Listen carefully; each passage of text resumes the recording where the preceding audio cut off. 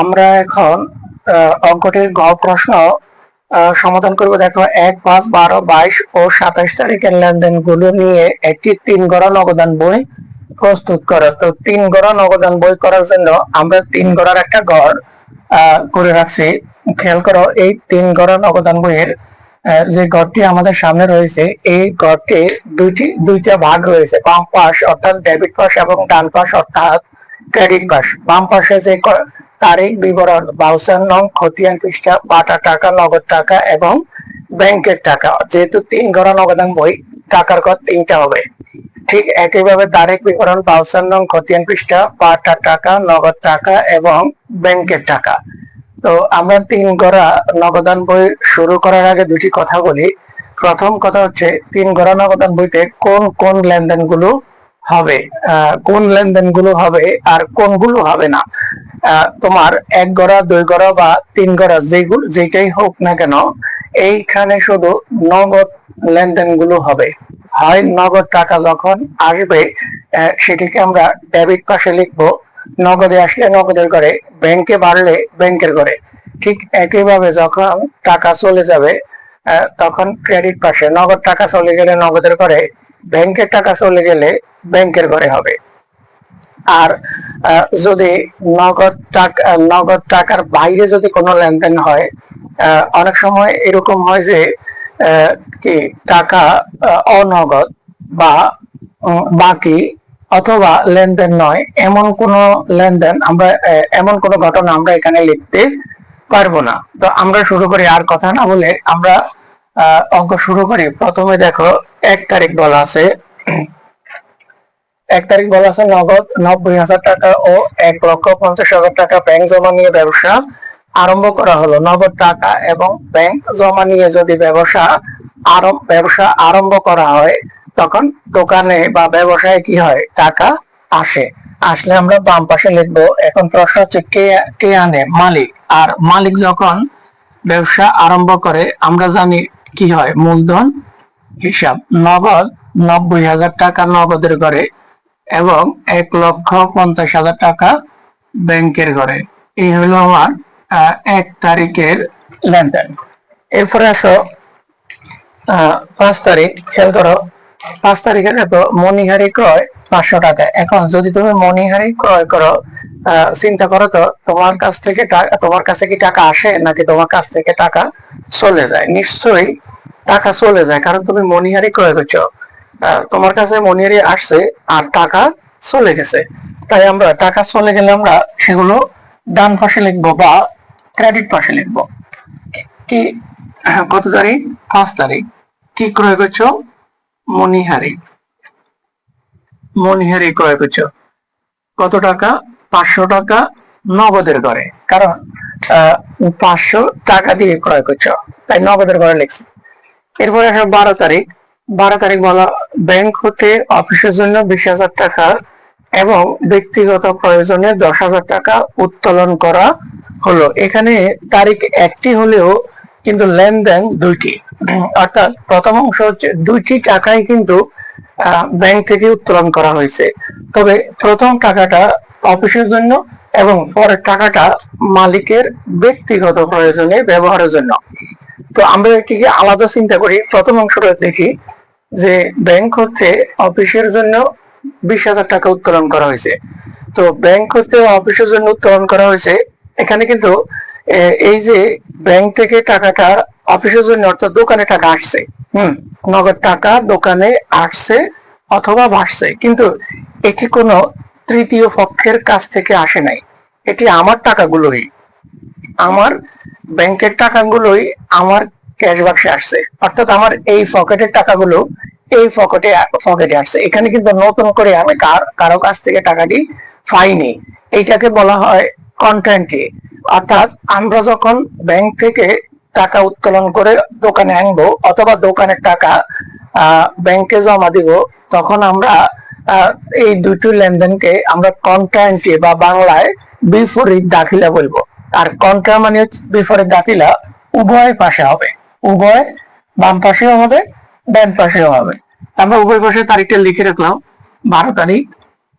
12 তারিখ। এখন খেয়াল করো, এই যে 20,000 টাকা তুমি ব্যাংক থেকে উত্তোলন করো, এই পাশ হচ্ছে তোমার বাড়া পাশ, আর এই পাশ হচ্ছে তোমার কমার পাশ। এখন তুমি একটু চিন্তা করো তো, ব্যাংক থেকে তুমি 20,000 টাকা উত্তোলন করে আনছো। এখন আমি যদি তোমাকে প্রশ্ন করি যে তোমার কোথায় বাড়লো, বাড়লো কোথায়, তাহলে ব্যাংক থেকে যদি 20,000 টাকা উত্তোলন করে ব্যবসায় আনো, তাহলে ব্যবসায়ের ক্যাশ বাক্সে বাড়ছে, মানে ব্যবসায় কি বাড়ছে, কি নগদ টাকা বাড়ছে। আর ঠিক একইভাবে যদি আমি প্রশ্ন করি তাহলে কমলো থেকে, নিশ্চয়ই ব্যাংক হতে উত্তোলন করা হয়েছে, তাহলে কমলো ব্যাংক থেকে। তাহলে এই পাশে নগদের ঘরে আমরা টাকা লিখবো, এই পাশে ব্যাংকের ঘরে টাকা লিখবো, একই টাকা, অর্থাৎ 20,000 টাকা আমরা লিখলাম 20,000 টাকা, এই পাশে ব্যাংকের ঘরে লিখলাম 20,000 টাকা।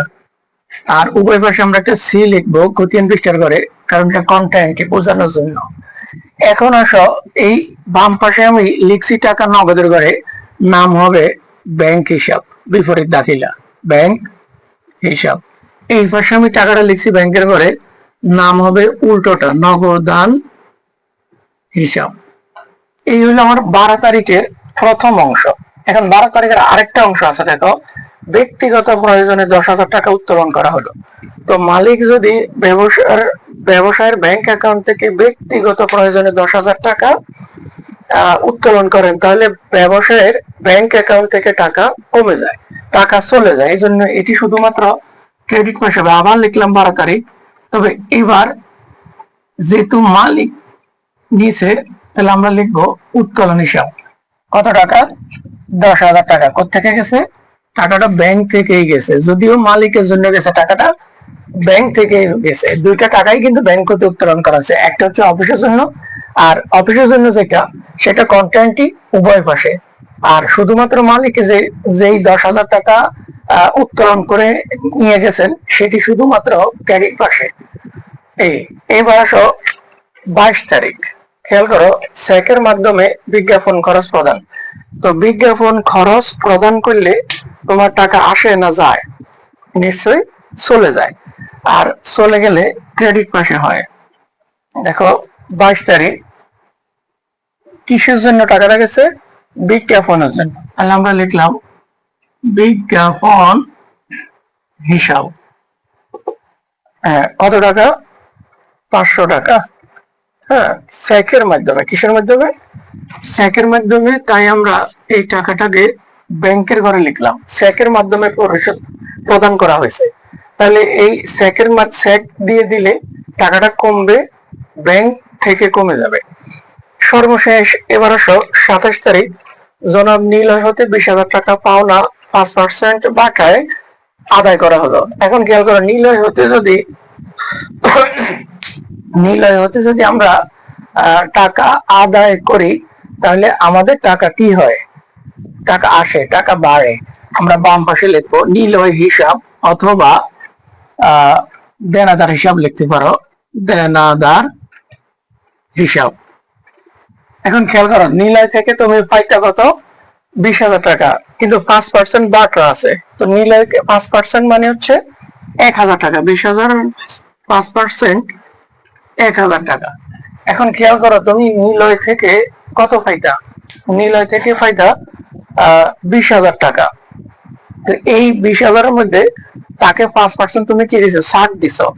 তাহলে সে তোমাকে কত টাকা দিবে? 5% মানে 1,000 টাকা ছাড় দিছো, তাহলে তুমি তার থেকে পাইছো 19,000 টাকা। এই হলো তোমার লাইনগুলো আমরা উঠাইলাম, লেনদেনগুলো। এবার খেয়াল করো, যোগ বিয়োগ যদি আমরা করি, বাম পাশের ঘরগুলো বড়, ডান পাশের টাকার ঘরগুলো ছোট। তাহলে বাম পাশের ব্যাংক থেকে দেখো 1,50,000 টাকা, আমরা এই 1,50,000 টাকা ক্রেডিট পাশে ব্যাংকের নিচে লিখলাম, কিন্তু ক্রেডিট পাশে ব্যাংকের ঘরে আছে 20,000, 10,000 আর 500, অর্থাৎ 30,500 টাকা আছে। এখন এই 30,500 টাকার সাথে যদি আমরা 1,19,500 টাকা লিখি, তাহলে দুইটা ঘর সমান হয়, আর এই টাকার নামে হচ্ছে ব্যালেন্স সিডি। ঠিক একইভাবে নগদের যদি আমরা বাম পাশের ঘরটা যোগ করি, 1,29,000 টাকা হয়। আমরা এই 1,29,000 টাকা ডান পাশে নগদের ঘরের নিচে লিখলাম। ডান পাশের নগদের ঘরে শুধুমাত্র 500 টাকা আছে, তাহলে আমাদেরকে এখানে 1,28,500 টাকা লিখলে গড়টি দুইটি সমান হবে। আর এই 1,28,500 টাকার নামই হচ্ছে ব্যালেন্স সিডি। এই ব্যালেন্স সিডি গুলোকে বিপরীত পাশে যোগফলের নিচে যদি আমরা লিখি তাহলে এইটার নাম হয়ে যাবে ব্যালেন্স বিডি। ব্যালেন্স সিডি হচ্ছে চলতি মাসের শেষ তারিখ, আর বিডি হচ্ছে পরবর্তী তারিখ, অর্থাৎ পরের মাসের 1 তারিখ। আর এখানে বাটা 1,000 ছিল, 1,000 এখানে বাটা ছিল না, আমরা লিখি নাই। বাটার জন্য কোনো সিডি বিডি হয় না। তাহলে এই হলো আমাদের 3 গড়া নগদান বই।